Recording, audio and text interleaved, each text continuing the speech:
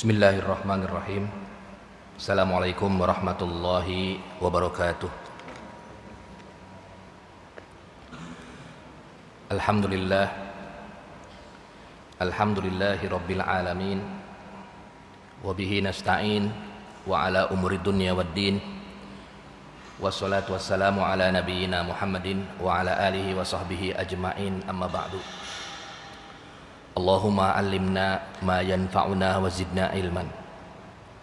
Yang saya hormati pengurus DKM Masjid JGC Jamaah Salat Maghrib yang dirahmati oleh Allah Subhanahu wa Ta'ala. Pada hari ini kita akan memulai kajian dengan tema jual beli dalam pandangan Islam. Apa yang dimaksud dengan al-bai' atau jual beli? Dalam bahasa Arab, al-bai'u lughatan, jual beli secara bahasa adalah akhzus syai'i wa i'ta'us syai'i, mengambil sesuatu dan memberikan sesuatu. Itu secara bahasa. Kita ambil barangnya, kemudian kita kasih uangnya. Kalau zaman sekarang, kalau di zaman Rasulullah Shallallahu Alaihi Wasallam ada dua metodenya: ambil barang dengan kasih barang, ambil gandum dengan kasih garam misalnya, barang dengan barang atau istilah barter, atau ambil barang dengan dinar mata uangnya atau dengan dirham. Nah, seperti itu. Itu secara bahasa. Artinya akhzus syai' wa i'ta'us syai', ia ambil barang kemudian ia serahkan sesuatu tersebut. Bisa berbentuk uang atau berbentuk barang juga. Kalau berbentuk barang berarti barter, yang belum dikenal di zaman dahulu istilah nilai mata uang. Tapi kalau sekarang sudah ada mata uangnya sehingga pertukarannya dengan uang. Li ajlit tamalluk, karena untuk memiliki. Kita ambil barang, berarti barang tersebut untuk kita miliki. Kita kasih, nah, itu berarti sesuatu yang kita kasih buat dimiliki oleh orang lain. Nah, itu disebut dengan jual beli secara bahasa. Jual beli secara bahasa. Kemudian secara istilah, memang para ulama banyak mendefinisikan jual beli secara istilah. Karena bagaimanapun juga ada sebagian ulama yang mendefinisikan mubadalatu malin bimalin li ghardit tamalluk, tukar menukar harta dengan tujuan memiliki. Itu sebagian ulama menafsirkan atau mendefinisikan jual beli. Artinya mubadalatu malin bimalin li ajlit tamalluk, menukar harta dengan harta karena untuk dimiliki. Kita punya harta, apa nih, uang atau barang, kita kasih ke orang. Orang tersebut kasih ke kita apa yang kita inginkan. Itu disebut dengan jual beli. Itu disebut dengan jual beli. Ada juga yang mendefinisikan dengan mal dengan manfaat. Mubadalatu malin bimanfaah, tukar menukarnya uang atau harta dengan manfaat. Manfaat itu bukan berbentuk barang tapi berbentuk jasa. Misalnya kita bekerja di sebuah perusahaan, itu kan tukernya dengan jasa. Kemudian mereka yang punya perusahaan membayar kita dengan uang atau membayar kita dengan barang. Nah, itu sama, termasuk juga jual beli. Sehingga jual beli nanti banyak definisinya. Jadi ada definisinya mubadalatu malin bimalin li ajlit tamalluk, tukar menukar harta dengan tujuan untuk dimiliki. Itu sebagian ulama yang mendefinisikan seperti itu. Harta baik itu barang maupun uang, sama harta baik itu barang maupun uang, tukar dah. Nah, itu disebut dengan jual beli. Atau definisi yang lain tadi, mubadalatu malin bimanfaah, tukar menukar harta dengan manfaat. manfaat. Manfaatnya apa? Dengan kerja misalnya, dengan kerja, dengan usaha kita, kemudian dibalas dengan uang. Nah, itu disebut juga dengan jual beli. Artinya sama definisinya menurut sebagian ulama. Ada juga sebagian ulama yang mubadalatu manfaah bimanfaah, tukar menukar manfaat dengan manfaat, nggak ada barangnya, tapi dia hanya tenaga saja. Saya tukar nih tenaga saya buat bangun rumah, tapi kamu juga harus menulis, ya misalnya keahlian kamu apa, misalnya menulis buku. Nah, jadi tukar antara manfaat dengan manfaat. Itu juga disebut dengan jual beli menurut sebagian para ulama.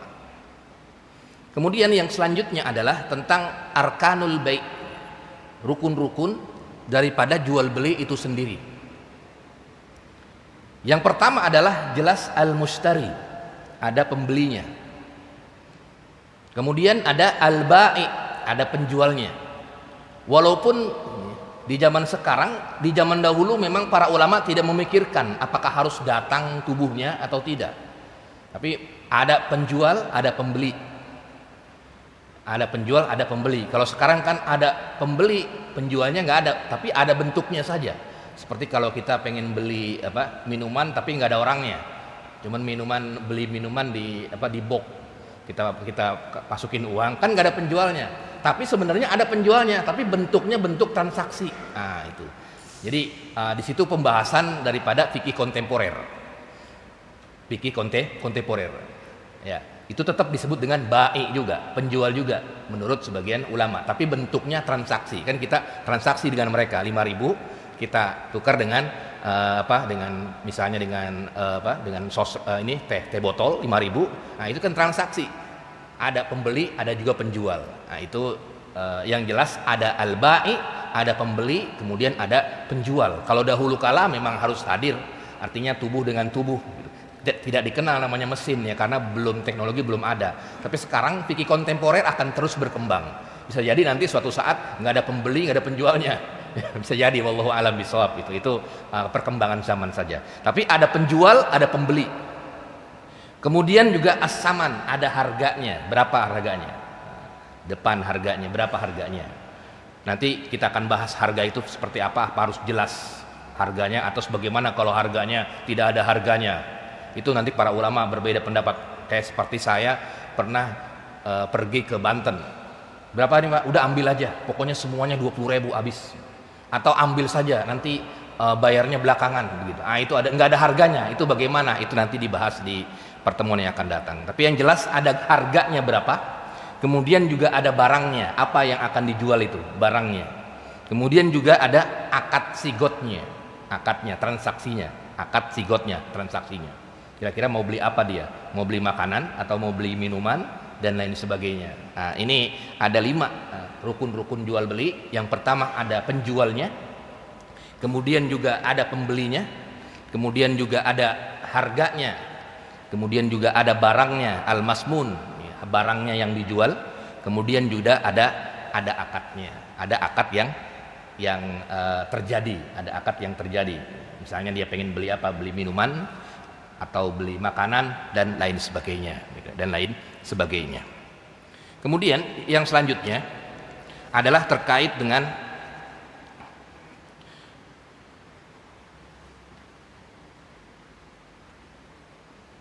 perangkat-perangkat hukum atau perangkat-perangkat yang ada di dalam jual beli. Perangkat-perangkat yang ada di dalam jual beli. Ada kaidah fikih, kaidah fikih yang disepakati oleh para ulama, bunyinya adalah al-aslu fil muamalah al-ibahah. Segala sesuatu di muamalah, di jual beli itu adalah boleh, hatta yadullad dalilu ala tahrimihi, sampai ada dalil yang mengharamkannya.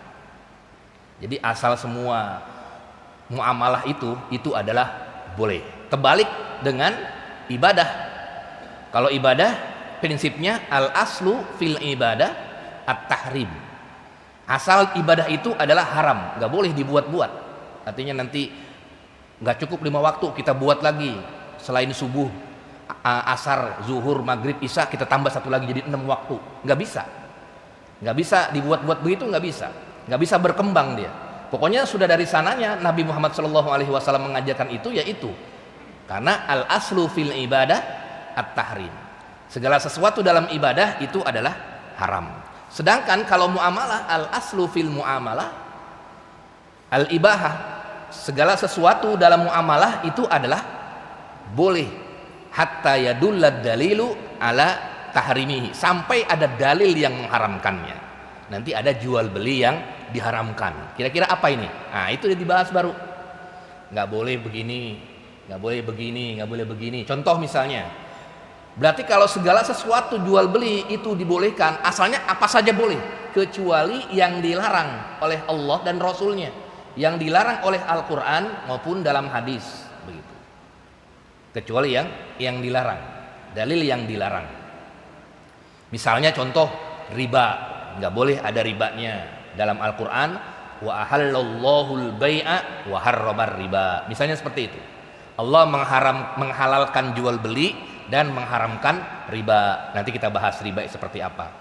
Kemudian misalnya tidak boleh adanya misalnya goror, penipuan dalam jual beli. Nah, itu ada dalilnya. Apa dalilnya?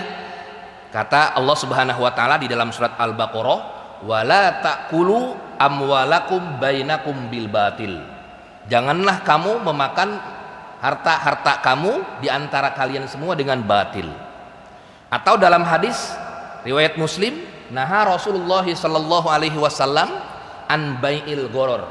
Rasulullah sallallahu alaihi wasallam melarang jual beli dengan cara gharar, penipuan. Nah, itu nggak boleh. Itu yang nggak boleh. Jadi asalnya semua boleh, kecuali ada larangan dalam Al-Quran maupun hadis tentang apa? Tentang masalah-masalah tertentu. Nggak boleh riba, nggak boleh penipuan, adanya goror. Kemudian nggak boleh merugikan orang lain atau menzolimi orang lain. Kemudian juga nggak boleh menjual apa yang diharamkan, apa yang dilarang dalam Al-Quran maupun dalam hadis. Misalnya menjual najis, barang-barang najis, misalnya begitu. Itu ada hadisnya, nanti dijelaskan. Itu tidak boleh. Tapi kalau sudah tidak ada, misalnya kita menjual sesuatu, tidak ada dalilnya di dalam Al-Quran maupun di dalam hadis, larangannya, baik itu jenis barangnya atau cara kita dalam bermuamalah, dalam berjual beli, tidak ada larangannya, maka secara otomatis berlaku kaidah al-aslu fil muamalah al-ibahah. Segala sesuatu dalam hal jual beli muamalah itu adalah boleh. Jadi kita lihat dulu dalil ininya, apa wujud barangnya, kira-kira barangnya ada nggak nih dalilnya di dalam Al-Quran maupun di dalam hadis. Kalau jelas dalilnya jelas, misalnya khomer, kita pengen jual beli khomer, ada jelas dalam hadis nggak boleh jual beli khomer. Nah, Rasulullah Shallallahu Alaihi Wasallam an bai'il khomri, misalnya begitu. Rasulullah Shallallahu Alaihi Wasallam melarang jual beli khomer. Oh, berarti nggak boleh, misalnya begitu. Kemudian kita pengen jual sesuatu, jual apa ini? Jual misalnya jual plastik, misalnya jual plastik, misalnya begitu. Ada nggak di dalam hadis maupun di dalam Al-Quran yang melarangnya? Tidak ada, berarti boleh. Kalau tidak ada yang melarangnya, baik itu wujudnya, wujud barang yang akan kita jual, atau cara kita bermuamalah, tidak ada ininya, tidak ada dalilnya, maka jelas itu adalah muamalahnya muamalah yang dibolehkan. Itu prinsip-prinsip dalam jual beli. Prinsip-prinsip dalam jual beli. Kemudian selain muamalah, telah dijelaskan bahwasanya muamalah itu dalilnya adalah Al-Quran maupun di dalam hadis Nabi Muhammad SAW. Kemudian di Indonesia khususnya tentang jual beli yang syariah itu sudah ada perangkat-perangkat hukumnya tentang masalah jual beli secara syariah atau disebut dengan ekonomi syariah. Walaupun tidak sampai undang-undang. Undang-undangnya yang ada hanya undang-undang perbankan syariah itu ada. Kemudian ada peraturan Mahkamah Agung tentang masalah ekonomi syariah juga ada. Kemudian juga tentang peraturan OJK juga ada. Itu semua mengatur tentang masalah jual beli kontemporer atau jual beli yang dilarang maupun tidak dilarang, dan bagaimana mekanismenya. Itu kalau di Indonesia memang sudah ada tapi tidak lengkap, karena maklum saja Indonesia belum sepenuhnya menjalankan syariat secara semua gitu. Artinya itu juga sudah bagus. Artinya ekonomi syariah masuk ke dalam negara kita yang tercinta ini, Indonesia, ya sudah ada perangkatnya walaupun masih minim. Belum ada undang-undang ekonomi syariah, belum ada. Tapi yang ada yang menghasilkan uang, undang-undang perbankan syariah itu ada. Ada OJK, ada turunannya dan lain sebagainya, ada peraturan-peraturannya dan lain sebagainya. Itu yang di Indonesia yang sudah ada ya, yang sudah ada terkait dengan regulasi. Kemudian juga ada tentang fatwanya. MUI itu membuat lembaga khusus tentang ekonomi. Namanya disebut dengan Dewan Syariah Nasional. Waktu saya S2 itu meneliti tentang fatwa-fatwa Dewan Syariah Nasional, Dewan Syariah Nasional Majelis Ulama Indonesia. Fatwa-fatwanya itu dari tahun 98 sampai dengan sekarang itu sekitar sudah ada 200-an fatwa. Berarti kalau sudah masalah fatwa itu berarti yang tidak ada di dalam Al-Quran maupun di dalam hadis dan perlu ijtihad dari para ulama. Seperti tentang masalah akad-akad modern ini dan lain sebagainya, itu sudah ada fatwa-fatwanya di dalam fatwa Dewan Syariah Nasional Majelis Ulama Indonesia. Nah, itu regulasi-regulasi atau perangkat-perangkat terkait dengan muamalah yang ada di Indonesia. Kemudian jamaah sholat maghrib yang dirahmati oleh Allah Subhanahu wa Ta'ala, sebelum kita masuk ke kitabnya, jadi anwaul buyu, macam-macam jual beli itu ada yang dihalalkan dan ada yang diharamkan. Tadi sudah dijelaskan oleh saya. Yang dihalalkan adalah semua jual beli selain yang diharamkan. Yang diharamkan adalah jual beli yang telah diharamkan, baik itu di dalam Al-Quran maupun di dalam hadis. Nah, jual beli yang diharamkan di dalam Al-Quran maupun di dalam hadis terbagi menjadi dua. Ada jual beli yang diharamkan karena zatnya lizatiha, karena zatnya barang tersebut nggak boleh dijual. Contoh misalnya karena najis atau karena ada dalilnya khomer. Kemudian ada ada barang-barang yang lain yang nggak boleh dijual ya. Kalau dibaca di hadis ini seperti maitah, bangke, itu ada dalilnya. Itu terkait dengan barang-barang sesuatu yang nggak boleh dijual, zatnya. Kemudian yang kedua adalah jual beli yang diharamkan bukan karena barangnya, bukan karena zatnya, tapi karena caranya. Jual belinya halal boleh, barangnya misalnya barangnya kita jualan kue, tapi caranya yang tidak boleh. Itu banyak sekali itu hadis-hadis yang menjelaskan tentang cara-cara yang dilarang. Cara-cara yang dilarang, baik itu karena kezoliman, tadi karena menzolimi orang lain, merugikan orang lain, atau cara-cara misalnya barangnya belum menjadi miliknya. Nah, nanti ada hadisnya, la tabi ma laisa indak, janganlah kamu menjual yang belum menjadi milik kamu. Orang lain udah dijual, barang orang lain sudah dijual sama kita, padahal orang lain nggak tahu. Kita akhirnya buka website sendiri, jual beli apa saja kita jual, padahal itu barang belum ada di kita. Nah, itu nanti ada hadisnya. Nah, itu macam-macam caranya bukan barangnya yang haram, tapi cara melakukannya yang diharamkan. Itu banyak sekali nanti hadisnya yang akan kita bahas terkait dengan jual beli ini itu sendiri. Sebelum kita masuk ke al-a'yan, jual beli yang diharamkan secara zatnya, ada ingin didiskusikan, tafadhol, sebelum kita masuk ke jual beli yang diharamkan secara jenis.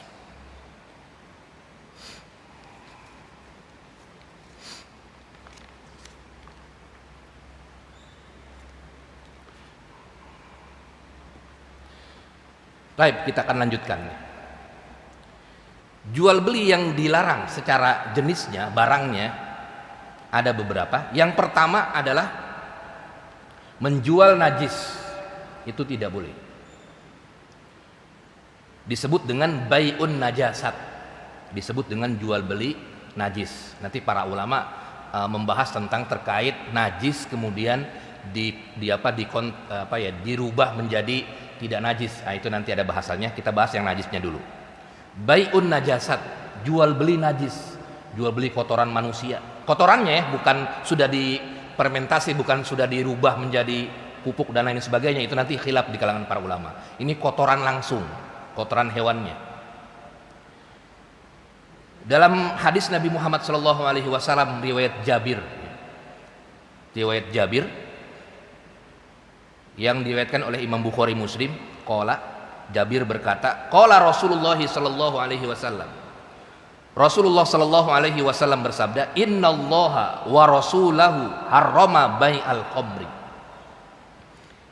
Sesungguhnya Allah Subhanahu wa taala dan rasulnya mengharamkan jual beli khamr. Ini yang pertama. Jual beli khamr. Berarti jual beli khamr. Khamr itu banyak, yang penting memabukkan. Ya, kullu muskirin haramun wa kullu khamrin muskir. Setiap khamr itu adalah memabukkan dan setiap memabukkan adalah haram. Ya berarti jenisnya, mau jenisnya diminum atau dipil dan lain sebagainya, itu jual belinya diharamkan. Nggak boleh jual beli dengan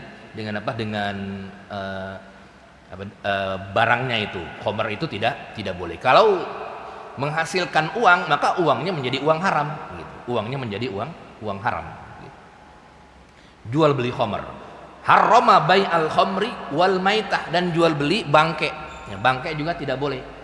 Jual beli bangke, ya, ada bangke kemudian dijual dan lain sebagainya. Jual beli bangke ayam, ya. Bangke yang lain gitu ya. Makanya bangke ya, bukan ayam mati ya. Kalau ayam mati kan yang dijual di pasar itu mati, tapi dia kalau dipotongnya dengan syar'i ya itu bukan bangke namanya. Ini bangke itu adalah dia mati karena meninggalnya atau matinya itu bukan dengan cara syar'i. Nah, itu namanya bangke. Definisi bangke itu ya tertabrak kemudian langsung dijual, atau misalnya dia main ini saja dan lain sebagainya. Itu nanti dibahas di pertemuan yang akan datang. Artinya bangke murni ya, bangke itu tidak bisa dijual belikan, haram. Wal khinzir, dan babi itu juga sepakat, nggak ada perbedaan pendapat para ulama, karena hadis Jabir tadi riwayat Bukhari Muslim, nggak boleh jualan hewan babi. Wal asnam, dan juga berhala ya, berhala berarti yang disembah itu ya, berhala yang disembah, patung-patung, jual pernak-perniknya dan lain sebagainya, tapi untuk disembah. Asnam itu, sonam itu definisinya adalah setiap sesuatu yang dianggap Tuhan, disembah oleh dia. Nah, itu nggak boleh, apapun bentuknya, baik itu bentuknya patung, berbentuk apapun, itu tidak boleh dia dijual belikan. Hadis riwayat Bukhari Muslim. Kemudian juga di hadis yang lain, innalladzi harrama syurbaha harrama bai'aha. Sesungguhnya yang diharamkan minumnya khamr itu, maka diharamkan juga jual belinya. Jual belinya. Hadis riwayat Bukhari. Hadis riwayat Imam Bukhari. Kemudian yang selanjutnya adalah terkait dengan an-najasat allati tad'ud darur ila istimaliha karroji wazubal.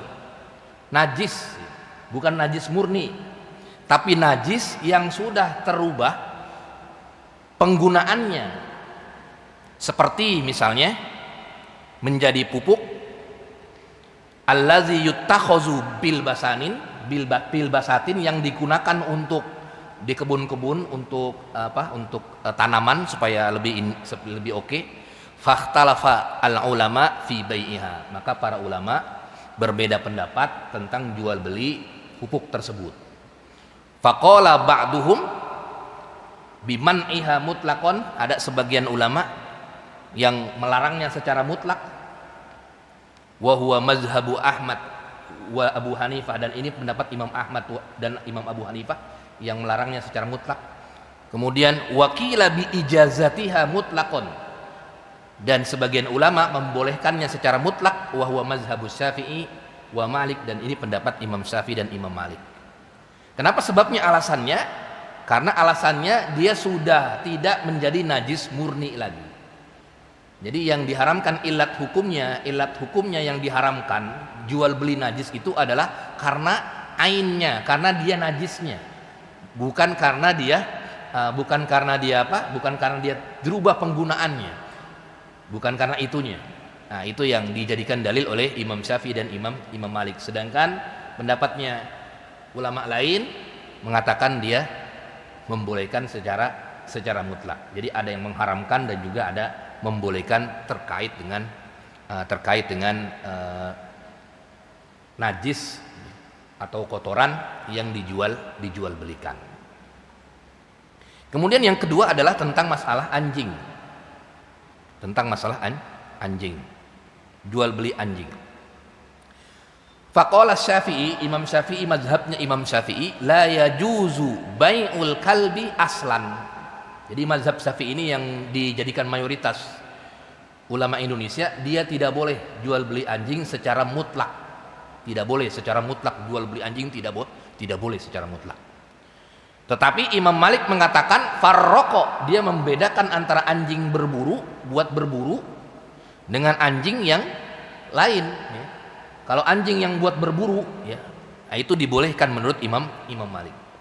Tapi kalau anjing yang lain, jenis yang lain, dipelihara di rumahan dan lain sebagainya, itu tidak boleh dijual menurut Imam Malik. Jadi mazhabul jumhur, ya, mazhabul jumhur itu tidak boleh jual beli anjing, walaupun jumhur itu terbagi menjadi dua. Ini anjing yang mana? Kalau Imam Syafi'i mutlak anjing apapun itu tidak boleh dijual beli. Tapi kalau Imam Malik dia membedakan antara anjing yang untuk menjaga dan anjing untuk berburu. Yang dibolehkan adalah anjing untuk berburu. Untuk berburu, ya, untuk berburu itu yang dibolehkan menurut Imam Malik. Tapi hanya sebagian ulama yang membolehkan jual beli anjing. Alasannya tidak ada dalil yang soreh, ya. Alasannya tidak ada dalil yang soreh, yang ada babi tadi yang sudah saya sebutkan tadi. Alasannya itu. Kemudian alasannya juga adalah apakah setiap yang diharamkan kenajisannya, tubuhnya itu kan, kalau Imam Syafi'i itu tubuhnya anjing itu, para ulama memang berbeda pendapat. Kalau Imam Syafi'i itu semuanya tubuhnya. Tapi kalau kalau yang Imam Abu Hanifah dia hanya lidahnya saja, karena lidahnya itu yang membuat dicuci sampai 7 kali gitu, kalau dijilat-jilatin. Nah, itu tapi ada sebagian ulama yang kalau misalnya dalam keadaan kering, nah itu tidak najis. Misalnya kita kesenggol anjing gitu di jalan, kemudian kita punya wudhu, kesenggol anjing, kesenggol doang gitu.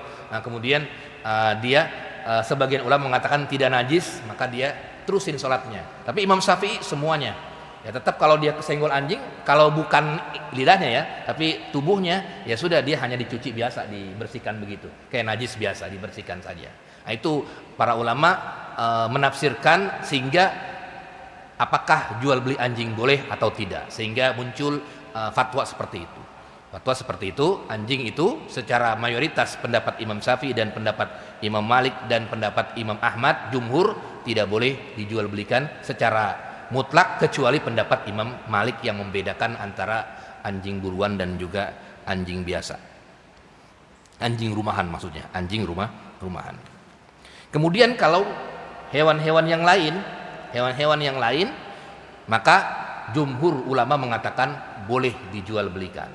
Hewan-hewan yang lain, jumhur ulama mengatakan jumhur ala ibahatihi, dibolehkan untuk jual beli hewan yang lain, walaupun misalnya hewan itu diharamkan. Misalnya kucing, kan kucing makan kucing nggak boleh karena bertaring. Tapi apakah boleh dijual belikan? Nah, pendapat jumhur mengatakan boleh dijual belikan. Jual beli kucing juga boleh. Tapi sebagian ulama mengatakan tidak boleh menjual beli kucing karena kucing itu adalah minat tawafin. Dia bukan untuk dijual belikan, sama seperti lalat gitu, sama seperti hewan-hewan yang lain, dia hidupnya kayak biasa begitu. Kayak biasa, cuman memang ada sekarang kan ada namanya kucing-kucing yang hiasan-hiasan itu.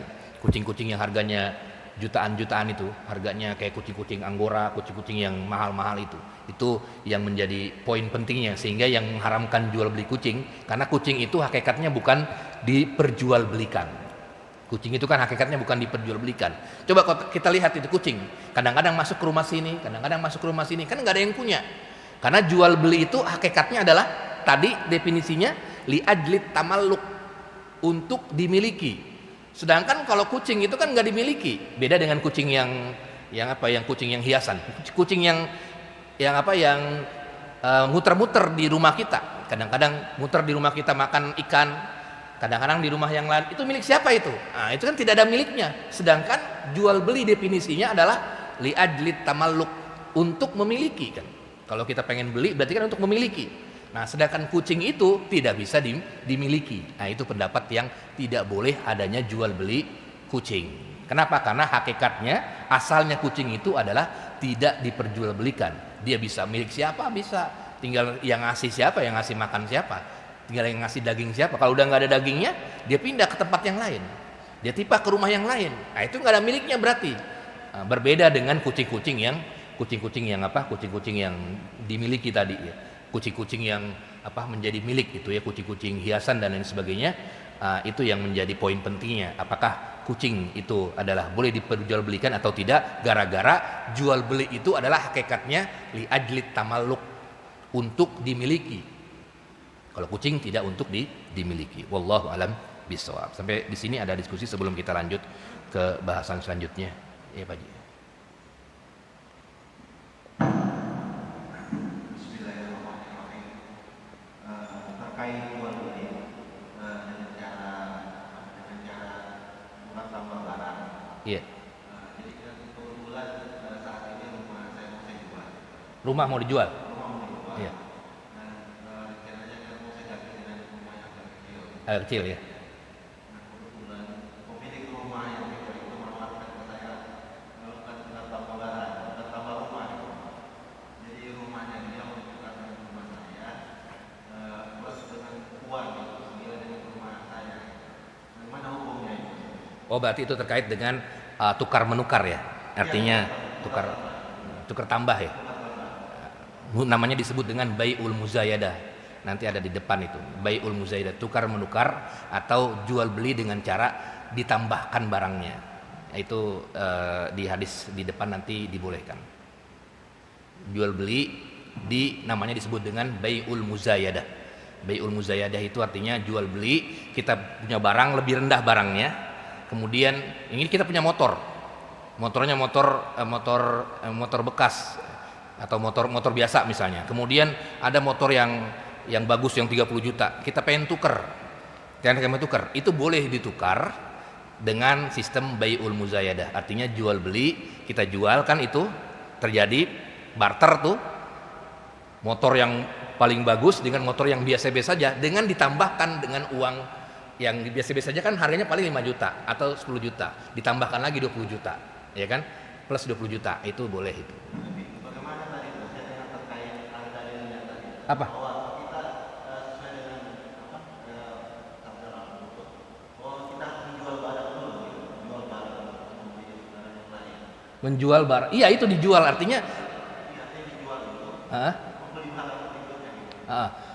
Ya, jual beli itu adalah tadi mubadalatu malin bimalin. Kita tukar itu harta kita, apa punya harta kita?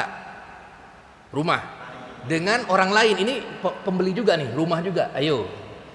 Cuman ini kan beda, yang satu rumahnya kecil, yang satu rumahnya besar. Nah, kan berarti tinggal transaksinya tarodin, saling ridho. Kira-kira tambah berapa nih? Tambah 30 juta lagi, oke enggak? Atau 100 juta lagi, oke enggak? Oke, jadi tuker. Nah, itu namanya jual beli juga.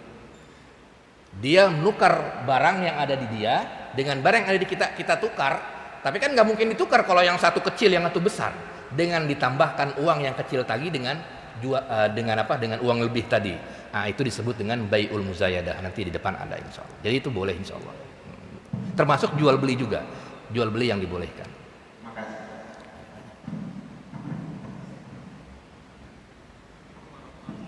Waalaikumsalam warahmatullahi. Iya.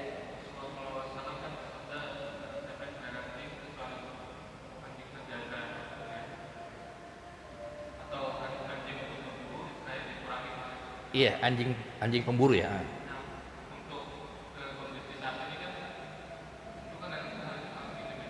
Iya.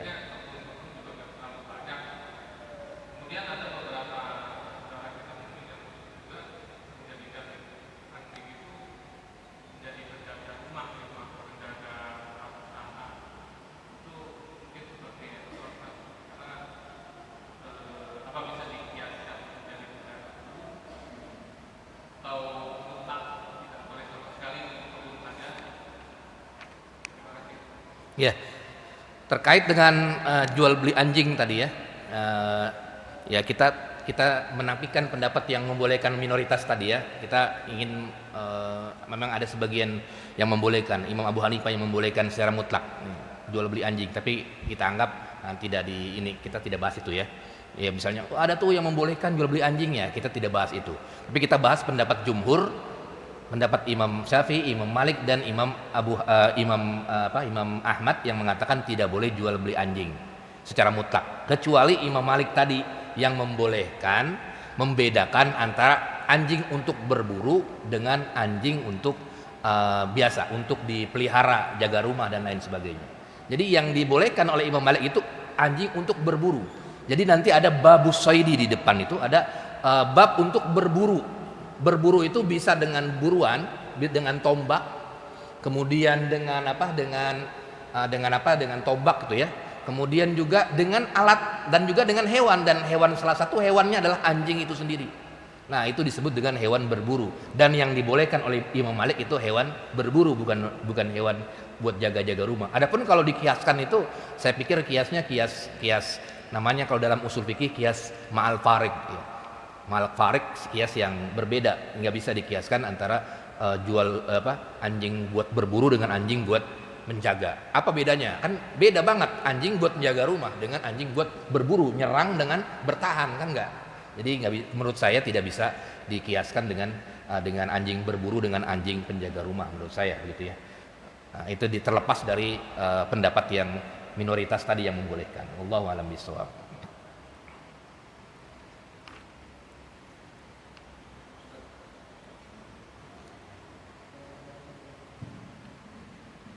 Untuk masalah jasa Jasa. di kita ini kan sekarang lagi mengenai online ya, jasa online pengiriman barang. Kita kan kalau jasa itu pasti yang namanya jasa, kita bekerja, kita dibayar. Tapi yang kita kirim ini kita nggak tahu barangnya ini apa, itu barang halal atau haram. Nah, langsung dipaketin aja gitu. dipaketin aja. Itu seperti apa itu, Mas? Iya. Gimana tuh, Mas? Hukumnya? Iya. Dulu memang itu disebut dengan akad ijaroh ya, akad ijaroh. Jadi nanti ada bahasan-bahasan tentang akad muamalat itu banyak, akad-akadnya banyak. Jadi ada akad ijaroh, akad qard, akad dan lain sebagainya. Nah, ini termasuk akad ijaroh. Akad ijaroh itu adalah akad jasa ketika kita nganter barang, menggunakan usaha kita, semua itu adalah akad ijaroh.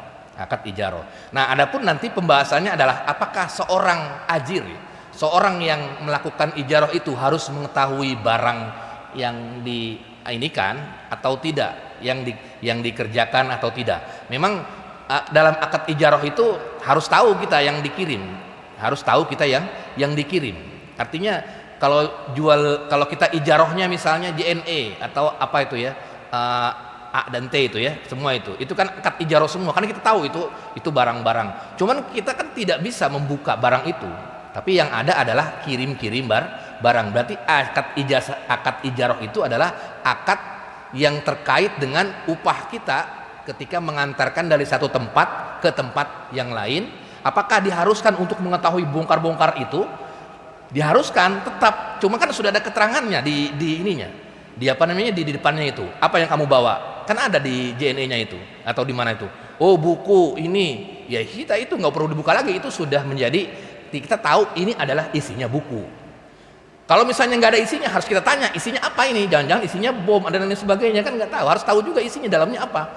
Nah, kalau tadi antar barang itu pasti semua tahu, dan kita juga harus tahu dalamnya itu apa. Walaupun hanya di sebuah surat pernyataan daripada si pemilik ya. Si pemilik barang tersebut, ini isinya ini isinya ini ya, tinggal tulis isinya itu. Tapi yang jelas harus tahu, seorang jasa ya, orang yang bekerja di bidang jasa harus tahu apa yang dia kerjakan. Wallahu alam bishawab. Ada lagi, tafadhol. Terkait masalah jual beli tadi, Ustaz. Kita yang beli, yang jualnya itu memang sudah jual bangkai ayam. Ayam itu sudah mati, belum dipotong misalnya, tapi tiba-tiba memang sudah mati. Nah, hukum bagi yang belinya itu bagaimana? Dia membeli bangkai itu. Kalau dia tahu nggak boleh. Kalau dia tahu nggak boleh. Iya, ya kalau dia tahu nggak boleh. Nah, kalau nggak tahu tidak masalah, karena dalam hadis orang yang tidak tahu itu tidak dicatat, artinya tidak terkena tidak terkena kolam ya, tidak terkena. Misalnya kita nggak tahu ini, kayak sama kita mendapatkan uang dari bos kita. Ya kita nggak tahu ini uangnya dari mana ya ambil aja kalau kita tidak tahu. Atau misalnya kita beli di pasar ayam yang sudah mati, yang dipotong sudah tinggal ininya telanjang begitu ya, udah nggak ada bulu-bulunya lagi, kita ambil, kita beli, itu sah belinya. Apakah perlu ditanya, Pak, ini motongnya gimana? Ya motongnya dia begini aja. Kalau beda dengan motong hewan yang sudah pernah kita pelajari tadi, beda dengan hewan biasa, dengan hewan yang adha ya. Kalau Idul Adha itu sepakat para ulama harus baca bismillah. Tapi kalau yang hewan yang biasa, nah itu ada sebagian ulama yang membolehkan, tapi memang jumhur mengatakan tetap membaca bismillah. Tapi tetap saja kalau orang yang tidak tahu itu tidak masalah. Tidak masalah antum misalnya beli ayam bangke kemudian tidak tahu itu, kita makan saja nggak tahu, nah itu tetap dia adalah tidak masalah. Sama ketika datang daging kita makan sudah masuk perut, tiba-tiba ini dagingnya daging anjing misalnya atau daging babi, tetap kita tidak masalah. Artinya makannya kita dalam keadaan tidak tahu, kecuali kita tahu, ini baru kita harus tinggalkan. Itu kita tidak tahu, wallahu a'lam. Jadi kalau tidak tahu itu tidak masalah, wallahu a'lam bishawab. Tapi tadi terkait dengan akad-akad semuanya itu nanti ada di bagian selanjutnya terkait dengan akad-akad dalam jual beli, wallahu a'lam bishawab. Masih ada waktunya? Sudah habis? Sedikit lagi ya. Oh iya, ya Pak Di.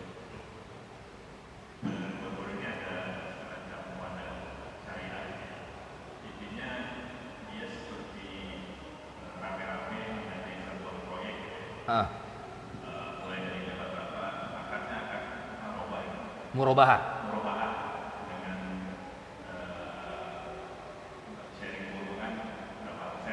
Iya.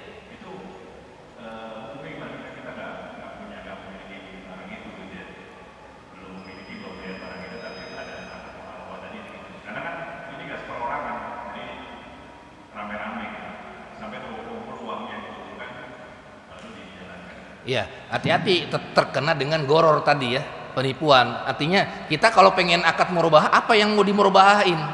Barang apa yang mau dimurabahain? Murabahah itu adalah kita pengen menjual barang kemudian dengan keuntungan. Itu kalau misalnya kita tahu mau dijual, apa yang mau dijual?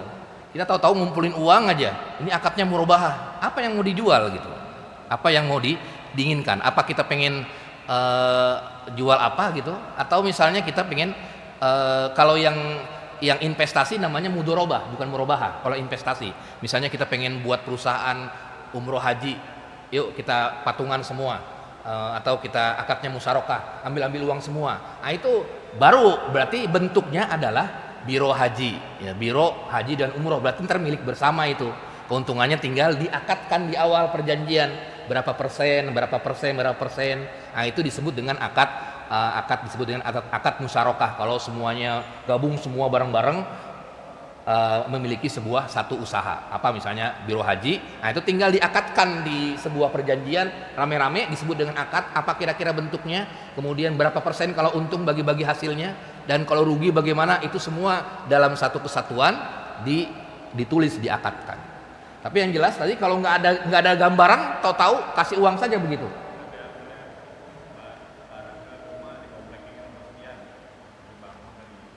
Oh itu ya, itu berarti namanya disebut dengan bai'ul ajil. Itu bai'ul ajil, nanti di depan ada. Bai'ul ajil itu adalah menjual barang yang belum kelihatan, rumahnya belum ada. Iya, itu namanya bai'ul ajil. Jadi ada jenis jual beli, yang satu jual beli barangnya belum ada, uangnya belum ada, atau uangnya belum kayak kredit begitu ya. Barangnya belum ada, misalnya barangnya baru mau dibuat, uangnya juga belum ada, masih dicicil. Itu kan belum bisa jadi jual beli, itu namanya. Itu disebut dengan bai'ul ajil, jual beli yang nanti terjadinya kapan? 13 tahun kemudian baru ini udah lunas, barangnya udah jadi. Itu disebut dengan bai'ul ajil. Nah, bai'ul ajil itu para ulama berbeda pendapat. Memang ada sebagian yang membolehkan dan ada sebagian yang melarangnya. Jadi ada barangnya tapi belum jadi barangnya, baru dibuat rumahnya. baru dibuat, pengen atau masih ada bentuk gambarnya, kemudian ada uangnya tapi uangnya belum semuanya, baru sebagian saja, itu belum terjadi jual beli pada waktu itu, tapi nanti ketika dia selesai itu semua baru terjadi jual beli. Itu disebut dengan bai'ul ajil. Itu ada ulama yang membolehkan, ada ulama yang tidak membolehkan. Sama seperti kredit rumah lah gitu. Kredit rumah kan belum bisa menjadi milik kita kan? Itu masih belum lunas lah kata bahasanya. Itu disebut dengan bai'ul ajil. Nanti di depan akan dijelaskan jual beli yang diharamkan dan jual beli yang tidak diharamkan di pertemuan yang akan datang. Wallahu alam bisawab. Mudah-mudahan bermanfaat. Wabillahi taufiq wal hidayah. Wassalamualaikum warahmatullahi wabarakatuh.